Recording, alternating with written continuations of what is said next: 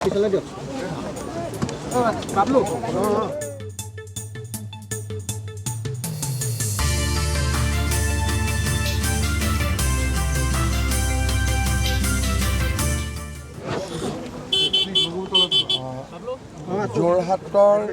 কেন্দ্ৰীয় কাৰাগাৰত আমি আজি প্ৰায় 175 বিঘা মাটি সামৰি আমি এখন এনেকুৱা উদ্যান নিৰ্মাণ কৰিলোঁ যাৰ জৰিয়তে আমাৰ ভাৰতৰ স্বাধীনতা সংগ্ৰামী শ্বহীদসকলৰ প্ৰতি আমি শ্ৰদ্ধাঞ্জলি জনাবলৈ সুবিধা পাম। ৰাজ্য চৰকাৰে প্ৰায় 150 কোটি টকা খৰচ কৰি নিৰ্মাণ কৰি ওলোৱা এই উদ্যানখনৰ নাম স্বৰাজ উদ্যান ৰখা হৈছে। এই উদ্যানত প্ৰৱেশ কৰিলে আমি কুশল কোঁৱৰে যি স্থানত দেশ মাতৃৰ কাৰণে বলিদান দিছিলে, ফাঁচীকাঠ আমি ওচৰৰ পৰা দেখিবলৈ পাম। কুশল কোঁৱৰ যি কাৰাগাৰত দিন কটাইছিলে তাক সেই চেল আমি দেখা পাম। পীতাম্বৰ গোস্বামী প্ৰভু ঈশ্বৰে য'ত কাৰাবাস কৰি খাটিছিলে তাক আমি দেখা পাম। কমলা মিৰিয়ে য'ত কাৰাবাস খাটিছিল সেই কোঠালিসমূহো আমি প্ৰত্যক্ষ কৰিবলৈ সুবিধা পাম। আৰু ইয়াৰ লগতে অসমৰ স্বাধীনতা আন্দোলনত অসমৰ পৰা যিসকলে শ্বহীদ হৈছিল তেখেতসকলৰ নাম সন্নিৱিষ্ট কৰি আমি কিছু কলামো নিৰ্মাণ কৰিছোঁ। ইয়াৰ লগত যাতে সমসাময়িক প্ৰাসংগিকতা থাকে তাৰ বাবে অপেন জিম, আমাৰ চিলড্ৰেনৰ বাবে খেলা ধূলা কৰা এটা এলেকা আৰু 1000 লোক একেলগে বহি চাব পৰা অপেন এয়াৰ থিয়েটাৰ এটাও ইয়াত নিৰ্মাণ কৰা হৈছে। ভৱিষ্যতে ইয়াত আৰু আমি কিছু এলিমেণ্ট সংলগ্ন কৰিম, যেনেকৈ আমি ইয়াত কেইবাটাও পুখুৰী আছে, 2টা প্ৰাকৃতিক পুখুৰী, 2টা আমি নিৰ্মাণ কৰা পুখুৰী। এটা পুখুৰীত আমি মিউজিকেল ফাউণ্টেইন কৰাৰ কাৰণে চেষ্টা কৰিম আৰু এটা প্ৰাকৃতিক পুখুৰীত আমি নাও চলাবৰ কাৰণে যাতে মানুহে ব'টিং এক্সপিৰিয়েঞ্চ ল'ব পাৰে, আমি নাও চলোৱাৰ বাবেও ব্যৱস্থা কৰিম।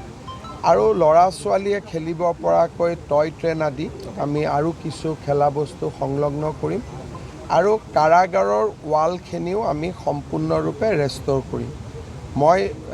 মই ভাবোঁ যে এই উদ্যানখনে আমাৰ নৱপ্ৰজন্মক স্বাধীনতা সংগ্ৰামৰ যি ইতিহাস আছিলে তাৰ লগত আমাক সংযোজিত কৰিব আৰু যোৰহাট আৰু ওচৰ চুবুৰী বা ওচৰৰ যিখিনি জিলাৰ ৰাইজ আছে তেওঁলোকে ইয়াত আহি কিছু পৰিয়ালৰ সৈতে সময় কটাবৰ বাবেও সুযোগ পাব। যোৰহাটৰ ৰাইজৰ বাবে মৰ্ণিং ৱাক কৰাৰ কাৰণেও এটা ডাঙৰ স্থান এটা মুকলি হ'ল। অসমত কোনো চিটিতে বা কোনো টাউনতে 180 বিঘা মাটিৰ পাৰ্ক নাই। সেই দৃষ্টিভংগীৰ ফালৰ পৰাও এই পাৰ্কখন এখন ব্যতিক্ৰম হ'ব। 2022 চনত 15 আগষ্টত পতাকা উত্তোলন কৰি এই পাৰ্কখনৰ নিৰ্মাণৰ কথা মই উল্লেখ কৰিছিলোঁ। আজি তাক আমি যোৰহাট আৰু অসমৰ ৰাইজৰ বাবে উৎসৰ্গা কৰিবলৈ পাই আমি নিজেই গৌৰৱ অনুভৱ কৰিছোঁ।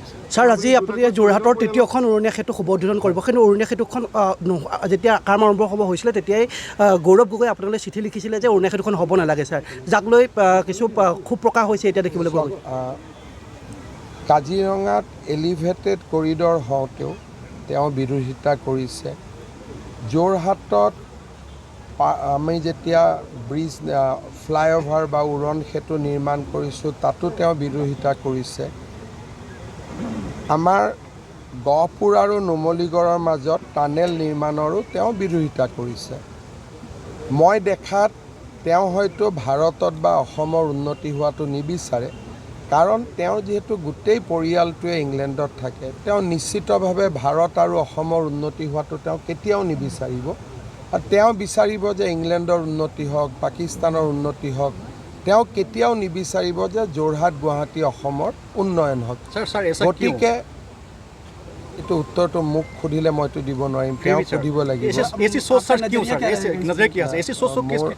মইতো তেওঁৰ শৰীৰত প্ৰৱেশ কৰি তেওঁৰ হৈ উত্তৰ দিব নোৱাৰোঁ। গতিকে উত্তৰ তেওঁ দিব লাগিব। যদি আপোনালোকে যেতিয়া সাহস গোটাব পাৰিব, আপোনালোকে প্ৰশ্ন সুধিব। এনেই মই দেখিছোঁ যে সাংবাদিকসকলৰ সাহস যিমান হ'ব লাগে তেওঁক সুধিলে অলপ কম থাকে। আপোনালোকে যেতিয়া সময় সুবিধা পাব আপোনালোকে সুধিব। আপোনাৰ চিঠি লিখিছিলে ছাৰ? তেওঁ চিঠি লিখিছিলে, আৰু চিঠি লিখাতকৈ তেওঁতো টেলিভিশ্যনতে বিৰোধিতা কৰিছিলে।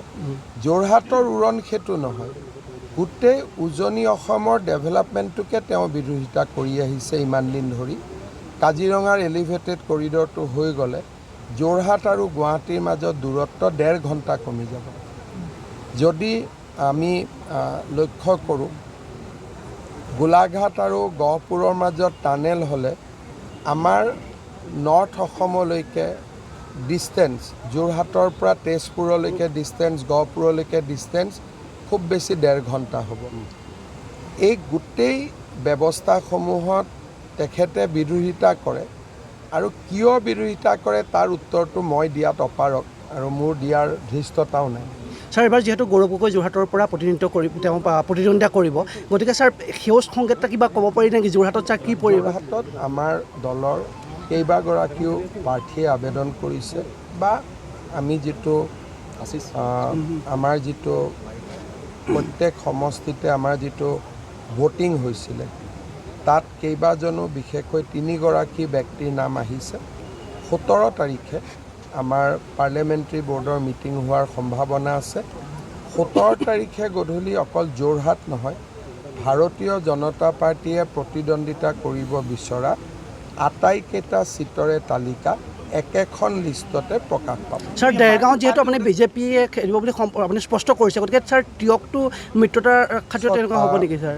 আমাৰ অসমত অসম গণ পৰিষদ দলৰ লগত আমাৰ মিত্ৰতা আছে, আৰু সেই দৃষ্টিভংগীৰে আমি এখন সন্মানজনক সংখ্যা, যিয়ে নেকি আঞ্চলিক ৰাজনৈতিক দলটোৰ প্ৰাসংগিকতা ৰাখে, সেই ধৰণৰ সন্মানজনক আসন আমি ভাৰতীয় জনতা পাৰ্টীয়ে অসম গণ পৰিষদক দিবই লাগিব।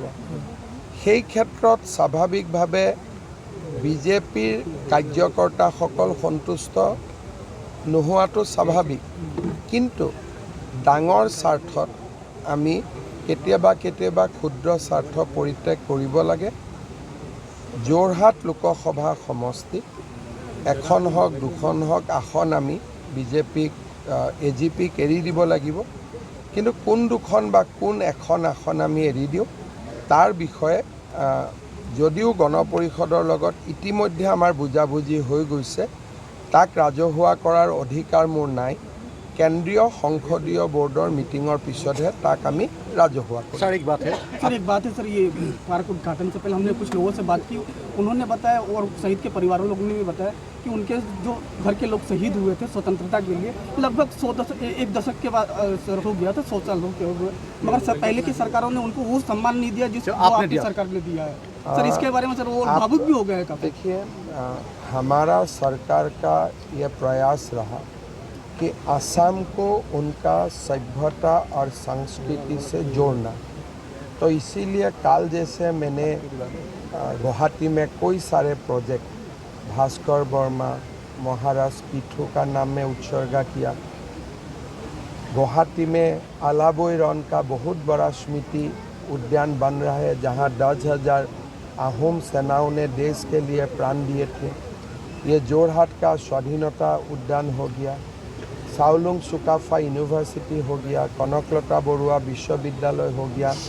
हम असम का जो असली सभ्यता और संस्कृति है उनका साथ हम हमारा युवाओं को जोड़ना चाहता हूँ, और इसीलिए जो लोगों ने देश के लिए बलिदान दिए उनको सम्मान देना हमारा दायित्व है, और उसको ये दायित्व को निर्वाहन करने के लिए हमने 5 साल में प्रयास किया। सर विकास के साथ संस्कार का और सभ्यता भी आगे बढ़ रही है विकास और ये का- 4 सालों में उसकी गति 89% के एवरेज का एक सर्वे के हिसाब से मिला है सुनने के लिए। मोदी जी हमेशा बोलते हैं विकास भी विरासत भी, तो हम दोनों संभाल के चल रहा हूँ। जैसे यहाँ कुशल कुंवर कमला मिरी शहीदों का सम्मान भी हुए हैं, साथ में ओपन जिम भी रखा गया है।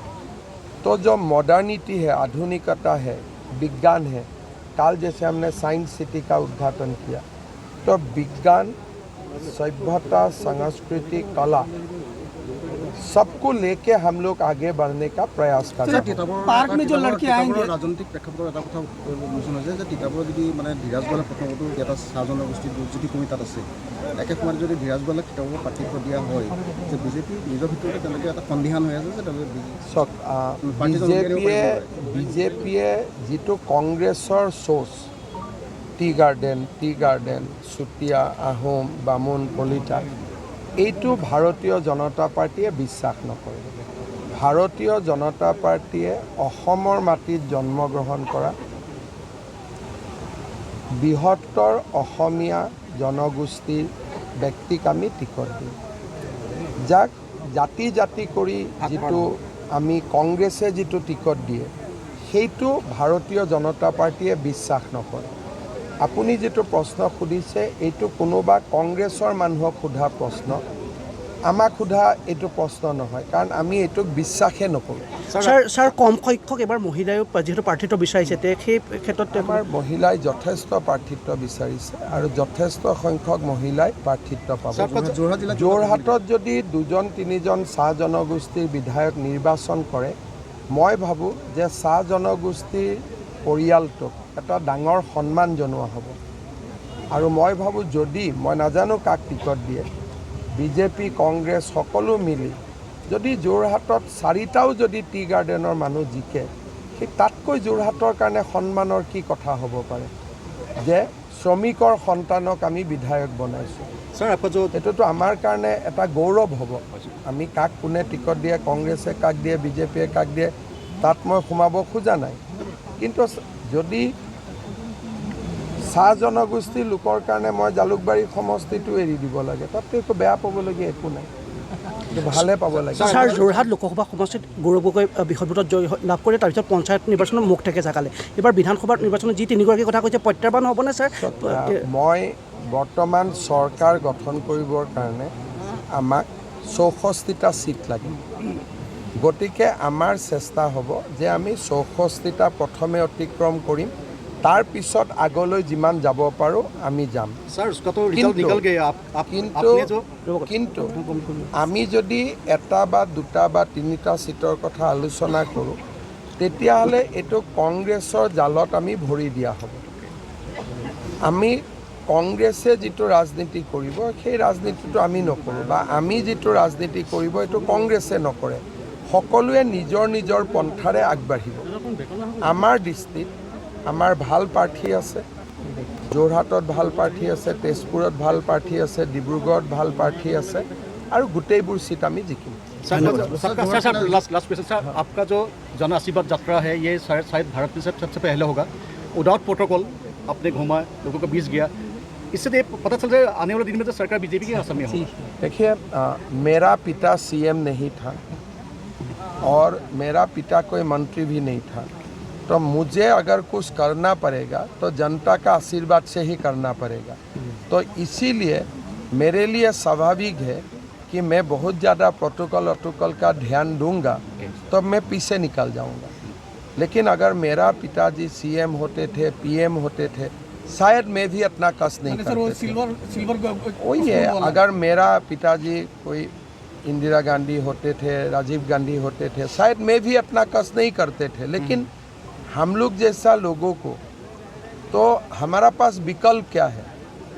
एक्सेप्ट हार्ड वर्क, कष्ट करने को छोड़ के हमारा पास और विकल्प क्या है? कुछ तो विकल्प नहीं है। Thank you sir.